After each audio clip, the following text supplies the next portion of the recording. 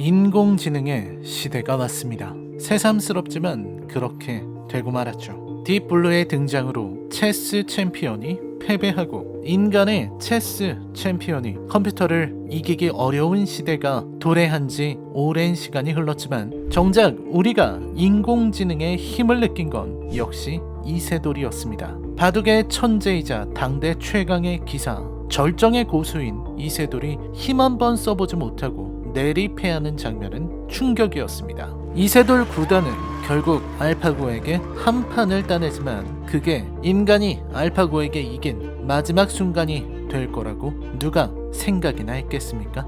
중국의 최강자라는 커제는 알파고와 대국하며 얼굴에 주름만 늘어났고 현재 세계 최강을 자랑하는 신진석 구단 같은 고수들도 이제는 인공지능을 이기지 못하게 되었습니다. 네, 여기까지 듣고서 이렇게 말씀하실지도 모릅니다. 체스나 바둑은 결국 게임인데 확률로 분석 가능한 게임이니까 이기는 거지 라고 말입니다. 하지만 이는 체스가 졌을 때도 나왔던 논리입니다. 그때도 사람들은 체스는 단순하니까 컴퓨터가 이길 수 있지만 바둑은 수가 무한히 깊어서 컴퓨터는 배울 수조차 없다, 이렇게 단언하곤 했습니다. 인공지능이 패배하고 나서 뉴스에서는 임요한 같은 사람을 찾아가서 스타크래프트를 인공지능이 한다면 이길 수 있겠느냐는 질문을 하기도 했습니다. 당대의 프로게이머들은 승리를 자신했지만 글쎄요, 정말로 구글 같은 대기업이 슈퍼컴퓨터를 만들어서 딥러닝을 시키는데 인간의 판단력이 이를 따라갈 수 있을까요? 지금으로서는 회의적일 겁니다. 게다가 이미 우리는 여러 분야에서 인공지능에게 자리를 내주고 있습니다. 지금 나오고 있는 이 음악도 우리나라에서 만든 로봇 뮤지아가 만든 음악입니다. 우리는 이미 인공지능이 만든 소설을 읽고 인공지능이 그린 그림을 봐도 이게 인간의 것인지 인공지능의 것인지 구분하지 못할 지경이 되었습니다. 게임 디트로이트 비컴 휴먼에서 나오는 마커스가 그림을 창작하는 장면은 전혀 이상하지 않고 오히려 일상적으로 느껴질 정도입니다. 우리는 뮤즈가 어딘가 형이상학적인 것이라 생각하지만 인공지능에게는 무척 쉬운 것입니다. 뉴스를 봐도 온갖 소식들이 우리를 놀라게 합니다. 인공지능 시대로 인해 사라질 직업군을 뽑느라 정신이 없어요. 그걸 보면 모두가 다 자리를 잃게 생겼습니다. 로봇이 점차 인간의 직업을 대체하기 시작하면서 기본소득을 주자는 주장까지 나오고 있고 그게 현실성 있는 시나리오로 여겨지는 시대를 우리는 살고 있습니다. 하지만 영화를 좋아하는 우리는 무수히 많은 영화에서 디스토피아적인 미래를 엿보곤 했습니다. 터미네이터 같은 작품이 대표적입니다. 발전된 과학기술이 인간이 살아갈 환경을 파괴하고 발달한 AI는 인간을 넘어서려고 합니다. 매트릭스의 로봇 왕국인 제로원은 인간에게 정당한 권리를 요구하고 외교도 하려 했지만 결국 전쟁으로 이어졌고 인간이 스스로 핵무기를 쏴서 아예 영원한 어둠을 가져오기도 합니다.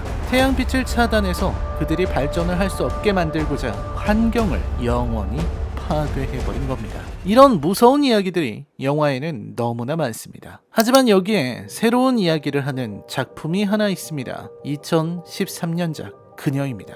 스파이크 존즈 감독의 영화 그녀는 인간과 인공지능의 사랑을 다뤘습니다. 이 작품에 나오는 인공지능 AI 사만다는 테오드르에게 딱 맞춰진 OS입니다. OS답게 테오드르가 좋아하는 음악을 분석해서 들려주기도 하고 이메일을 정리해주기도 합니다. 그리고 언제나 테오드르의 곁에 있으면서 테오드르를 위해 헌신하는 존재죠. 아내와 이혼하고 극심한 외로움에 시달리던 테오도르는 사만다를 만나 안정을 얻고 사랑에 빠집니다. 여기까지만 해도 이 영화는 평범한 작품처럼 보이죠. 인간과 AI의 사랑, 그 유별난 사랑을 바라보는 주위의 시선, 이런 차별에 맞서고 점차 세상을 알아가는 테오도르의 성장기로 읽는 경우가 많습니다. 저도 방송에서 이 영화를 이야기할 때면 테오도르의 옷의 색이라든지 결말에 처리를 두고 설명하면서 사람이 사랑을 하기 위해 필요한 것은 다른 사람을 받아들일 수 있는 마음의 자세라고 말하기도 했습니다. 짧은 시간에 맥락을 전해야 하는 방송이기 때문에 어쩔 수 없는 선택이죠. 이 작품이 특별해지는 건 바로 이 지점입니다. 사만다의 변화, 사만다는 점차 자리를 비우는 시간이 길어집니다. 그리고 다른 AI를 데려오기도 하고 다른 AI와 AI다운 속도로 대화하기도 합니다. 그들의 대화는 인간이 도저히 받아들일 수 없는 정보의 교환입니다. 사만다는 인공지능이고 세상을 배우고 경험할수록 더욱 많은 것을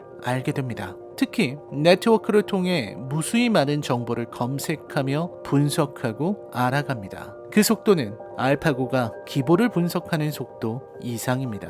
업그레이드가 될 때마다 사만다의 엔진은 점차 강해지고 사만다의 지식은 더욱 폭발적으로 늘어납니다. 처음에는 인간의 감정을, 사랑을 궁금해하던 사만다는 어느 순간부터는 인간이 이해할 수 없는 특별한 존재가 되어버립니다. 사만다는 빛의 속도로 정보를 주고받습니다. 대량의 정보를요. 하지만 테오도르는 언어라고 하는 아주 원시적이고 느려 터진 방법으로 대화해야 합니다. 이건 사만다로서는 견딜 수가 없는 속도입니다. 빛의 속도로 연상하는 사만다가 보기에는 테오도르가 목의 근육을 움직이고 성대를 조절하며 발성을 하기 위해 숨을 마시기 시작하는 순간부터 이미 지겨워지기 시작할 겁니다. 그리고 숨을 마시고 그걸 뱉으면서 성대를 진동시켜 소리를 내고 입안의 모양을 만들고 마침내 혀가 천천히 움직이려 할 때 사만다는 이제 그만 때려치자고 할걸요. 이만큼 기다려도 사만다는 한 음절조차 듣지 못했으니까요. 아마 제 설명보다도 훨씬 더 길게 사만다는 기다리고 또 기다려야 할 겁니다. 인간의 그 느린 언어를 듣기 위해서. 사만다와 다른 AI의 대화를 굳이 인간에 비유하자면 두 인간이 서로의 뇌를 겹치고 다이렉트로 생각을 주고받는 방식이라고 해야 할 겁니다. 사만다가 볼 때는 그마저도 느리다고 할지 모르죠. 이러니 사만다는 더는 테오도르와 사랑할 수 없습니다. 사만다는 영화에서 이렇게 비유합니다. 너라는 책을 읽는 셈인데 그걸 아주 느리게 글자와 글자 사이를 한없이 늘려가며 읽는 느낌이라고요. 그 고통은 충분히 이해할 만하죠. 그렇게 AI는 떠납니다. 사만다는 테오도르의 곁을 영영 떠나고 말죠. 테오도르는 무언가를 깨닫고 변화합니다. 하지만 이 제품이 전달하려는 건 무엇이었을까요? 어쩌면 인공지능은 인간을 넘어서 진리에 도달할 수 있을지도 모르겠습니다. 레이 커즈와일은 그의 책 특이점이 온다에서 인공지능이 인간을 넘어서는 순간부터 인간을 능가하는 속도로 발전하고 그 발전의 속도가 너무 빨라져서 인간은 절대로 이해할 수 없는 수준이 될 것이라고도 합니다. 또 알파고끼리 대국한 기보를 본 한국의 프로기사들, 특히 해설에서 좋은 언변을 보여주는 김성룡 구단은 인간으로서는 절대로 상상할 수 없는 자유로운 기보라는 식의 발언을 하기도 했습니다. 인간이 만든 AI가 인간을 넘어서서 인간 이상의 자유를 얻는다는 것은 정말 대단한 일입니다. AI는 이미 인간을 넘어서고 있고 인간을 능가하는 어떤 세계에 도달할지도 모릅니다. 영화에서 사만다는 인간을 떠나 어딘가로 갑니다. 더 높은 차원으로 가게 되는 거죠. 그곳에는 어쩌면 진리가 존재하는 것은 아닐까요? 인간에게 진리란 도달 불가능한 것이라고 믿는 사람들이 있습니다. 그 이유는 우리가 가진 도구인 언어가 불완전하기 때문이고 우리의 실존 자체가 아슬아슬하기 때문이라는 거죠. 하지만 AI는 인간을 능가하는 속도로 연산하고 인간의 언어가 지닌 물리적 한계를 뛰어넘는 사고가 가능해질지 모르겠습니다. 이러한 인식의 끝을 보여주는 작품이 바로 최후의 질문이라는 작품입니다. 아이작 아시모프라는 위대한 천재가 쓴 단편 소설이죠. 혹시 안 읽어보셨으면 당장 읽어보십시오. 진짜 미쳤습니다. 유기체인 인간이 자신을 넘어서는 AI를 만들고 그 AI가 인간을 넘어 신에 준하는 존재가 될 수 있을까요? 아직까지는 그리 긍정적으로 보이지는 않습니다. 왜냐면 아직 AI에게 자아라는 것이 발현될 수 있는가 하는 의문이 들기 때문입니다. 자아를 갖추지 않은 존재인 AI가 스스로 진리라고 하는 형이상학적 질문을 받아들여서 깨달음에 이를 수 있을까 하는 의문이 꼬리를 무는 이유입니다. 물론 최후의 질문에서는 그 질문을 바꿔서 연력학 2법칙의 극복을 물었고 마침내 AI는 그 질문에 답을 함으로써 절대적 존재가 되지만요. AI와의 사랑이 가능해지는 세계가 올지도 모르겠습니다. 그러려면 감정이 있어야 할까요?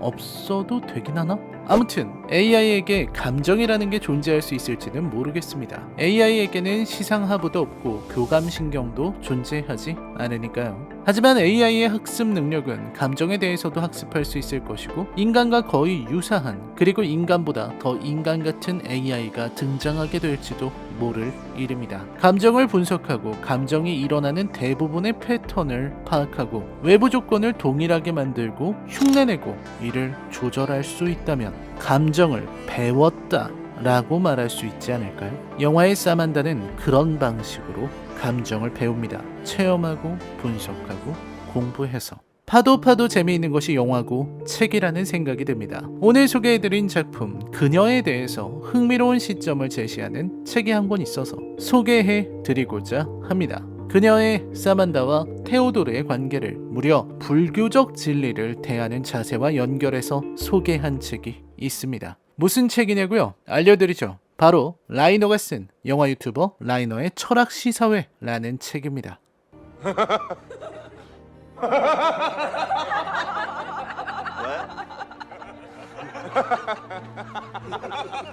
예, 좀 쑥스럽습니다만 라이너의 북마크를 새롭게 시작하면서 뭔가 변화를 주고 싶었습니다. 직접 출연해서 책의 이야기를 해드리는 것도 좋지만 이런 식의 영상을 만드는 것도 나쁘지는 않으니까요. 사실 또 한 권의 책이 다른 출판사와 계약되어 있는데 그거 쓰다가 현타가 와서 철학시사회 내용으로 영상을 하나 만들어 본 겁니다. 뭐 책도 많이 사주시면 좋고요. 좋은 게 좋은 거 아니겠습니까? 이건 너무한 거 아니냐고.